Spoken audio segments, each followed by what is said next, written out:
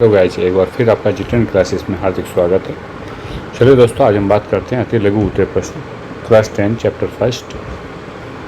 पहला प्रश्न है, फ्रांसीसी क्रांति के दौरान कलाकार स्वतंत्रता को किसका रूप प्रदान करते थे? फ्रांसीसी क्रांति के दौरान जो कलाकार थे वो स्वतंत्रता को एक महिला का रूप प्रदान करते थे।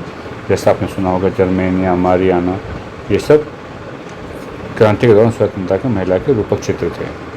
नंबर 2, निरंकुशवाद यानी कि एब्सोल्यूटिज्म से क्या अभिप्राय है?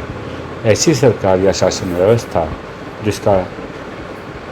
जिसकी शासन व्यवस्था पर किसी प्रकार से भी कोई अंकुश नहीं होता, वह निरंकुश सरकार कहलाती है। ये केंद्रीकृत सैन्य बल पर आधारित और दमनकारी सरकार होती है, अर्थात इन सरकारों में प्रजा या जनता को कोई भी अधिकार प्राप्त नहीं होते हैं।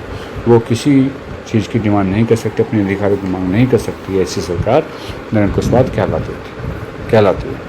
अगला प्रश्न देखिए, प्रश्न नंबर 3, अर्नेस्ट रेनन कौन था? अर्नेस्ट रेनन एक फ्रांसीसी दार्शनिक था और जिन्होंने अपने भाषण में एक राष्ट्र की परिभाषा दी थी, जो बाद में एक निबंध के रूप में छापी गई थी। ये थे अर्नेस्ट रेनन। अगला प्रश्न है, फ्रांसीसी क्रांति कब हुई थी? उस समय वहाँ का शासक कौन था और वह कौन से वंश से संबंध रखता था? तो फ्रांसीसी क्रांति 1789 ईस्वी में हुई थी और उस समय क्रांति के समय जो फ्रांस का शासक था वो बहुत निरंकुश था। वह लुई 16वां था। लुई 16वां 1774 ईस्वी में गद्दी पर बैठा था। उसके पिता लुई 15वें थे और यह बोर्बो वंश से संबंध रखता था। अगला प्रश्न देखिए, फ्रांस की क्रांति की सफलता के बाद फ्रांस में किस प्रकार की शासन व्यवस्था कायम हुई? फ्रांस की क्रांति के बाद गणतंत्र शासन व्यवस्था 1792 में आरंभ हो गई थी। तो फ्रांस में कौन सी शासन व्यवस्था आरंभ हुई थी? गणतंत्रीय शासन व्यवस्था। 1791 में फ्रांस में गणतंत्र के लिए संविधान लिखा गया था। चलिए अगला प्रश्न देखते हैं, विश्व में सर्वप्रथम गणतात्मक शासन व्यवस्था कहाँ स्थापित हुई थी? तो सबसे पहले संयुक्त राज्य अमेरिका में स्थापित हुई थी। कहाँ हुई थी? यूएसए, संयुक्त राज्य अमेरिका में गणतंत्र व्यवस्था स्थापित हो चुकी थी। फ्रांस की क्रांति की सफलता के बाद वहाँ पर कौन सी भाषा साझा भाषा बनी? तो कौन सी भाषा बनी थी? ये फ्रेंच भाषा साझा भाषा बन गई थी। फ्रांस की क्रांति का यूरोप के अन्य देशों पर क्या प्रभाव पड़ा?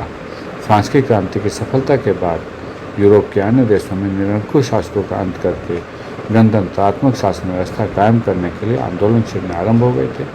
अलग अलग क्रांतियाँ आरंभ हो गई थी और जिससे क्रांतिकारी युद्ध प्रारंभ हो गए थे। और सबसे पहले इसका प्रभाव जर्मनी और इटली के एकीकरण में देखने को मिलता है। अगला प्रश्न, नेपोलियन कौन था? तो नेपोलियन भी फ्रांस का एक निरंकुश शासक था। नेपोलियन कौन था? नेपोलियन भी फ्रांस का एक निरंकुश शासक था। इसने नेपोलियन संहिता का निर्माण किया था।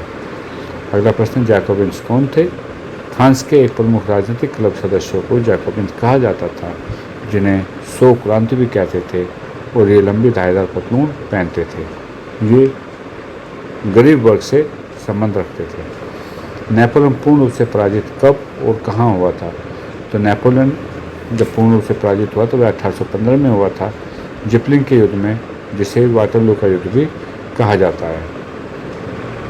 अगला प्रश्न, नेपोलियन ने इटली पर आक्रमण कब किया था? नेपोलियन ने 1797 ईस्वी में इटली पर आक्रमण किया था। कब किया था? 1797 ईस्वी में इटली पर आक्रमण किया था। यूनानी स्वतंत्रता के लिए संघर्ष कब प्रारंभ हो गया था? तो यूनानी स्वतंत्रता के लिए संघर्ष 1821 में प्रारंभ हो गया था। इटली का एकीकरण कब हुआ था? इटली का एकीकरण 1859 से लेकर के 1870 तक पूर्ण रूप से हुआ था। वैसे तो इटली के लिए जो लड़ाइयाँ थी वो 1815 में शुरू हो गई थी, तो 1859 से लेकर के 1870 इसका सही काल माना जाता है। जर्मनी का एकीकरण कब हुआ था? जर्मनी का एकीकरण 1866 से 1871 तक पूर्ण रूप से हुआ था। और यूरोप में शहरों का विकास किस प्रकार हुआ था? पश्चिम और मध्य यूरोप के भागों में औद्योगिक उत्पादन और व्यापार में वृद्धि से शहरों का विकास हुआ था, जिससे वाणिज्यिक वर्गों का भी उदय हुआ था। इसे मध्यम वर्ग कहते थे। मध्यम वर्ग में जो उद्योगपति वर्ग था, उद्योगपति वर्गों का उदय हुआ था। उन्होंने अपनी फैक्ट्रियाँ, कारखाने आदि लगाए थे, जिसमें श्रमिक लोग काम करते थे। अगला प्रश्न है, जूसेपे मैसिनी कौन था? जूसेपे मैसिनी एक इटली का क्रांतिकारी नेता था। कौन था? एक इटली का क्रांतिकारी नेता था। याद रखेंगे इसको सभी। अगला प्रश्न, यूरोप में क्रांतियों का युग कब से कब तक रहा? तो यूरोप में क्रांतियों का युग 1830 से लेकर के 1848 तक माना जाता है। ये थे कुछ प्रश्न आपके जो कि बहुत इंपॉर्टेंट है। आप सभी का बहुत बहुत धन्यवाद। Thanks for watching G10 classes.